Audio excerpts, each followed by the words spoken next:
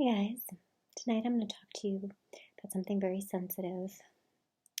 A lot of people struggle with this, and it is how can the narcissist protect my brother or my sister so ferociously? And me, they just leave me to fend for myself. They leave me in dangerous situations. They leave me with predators. They allow me to be abused or offer me up to be abused. And yet, my brother, nothing can harm him. They will never let anything harm them.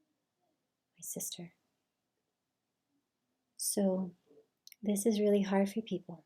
I think this really messes with your head because if she's just crazy and abusive to all the kids, she's just crazy. She doesn't know how to take care of kids. But if she abuses you or allows you to be abused, but knows how to protect someone else, another child, that's so messed up. And what that does is makes you think that somehow you're unworthy. And honestly, I think it's by design. Because she's training you to be that lesser than punching bag. She's training you to be needy, to seek validation from her, to try to please her. And she's training you to be the person that she can just reject.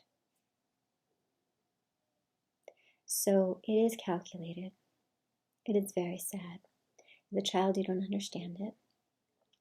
But as an adult, I hope that you can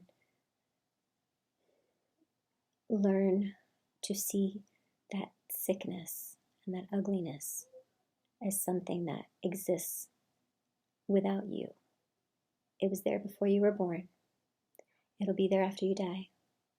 It'll be there until the day they die, without divine intervention. And I don't say that joking. They're going to be like that. They're going to get worse and worse and worse as they age. And nobody can help them and no one can stop them because they don't want to stop. They don't want to change. The day they decide to change and the day they ask God for help, I'm sure He can help them and they can change. But I don't really see that many of them want to. This video tonight is not to bring on bad memories for you. It's not to say, to join the club of, you're so abused, you're so abused, you're so abused, and keep you there.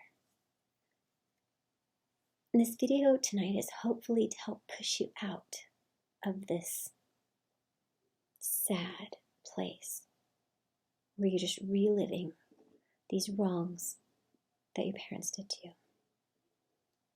or the wrongs that someone you care about did to you.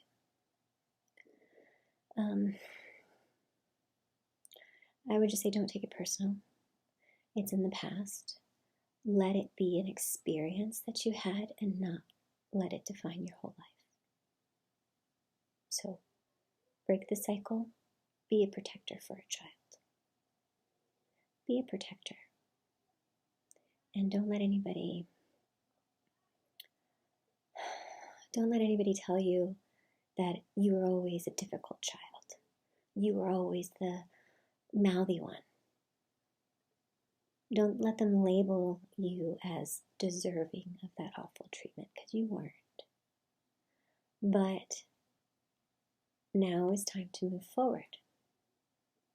Can't change the past, but do you really want to keep thinking about it? Do you really want to go over all those hurts over and over again?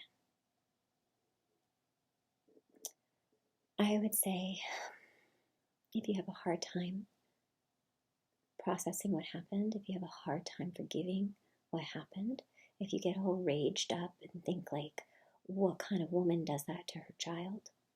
How could she do that to me and protect my brother? How could she allow that to happen to me? I was so innocent and I was so vulnerable. And she knew better because she didn't let that happen to my brother. So don't stay there. Yes, it happened. Yes, it's awful.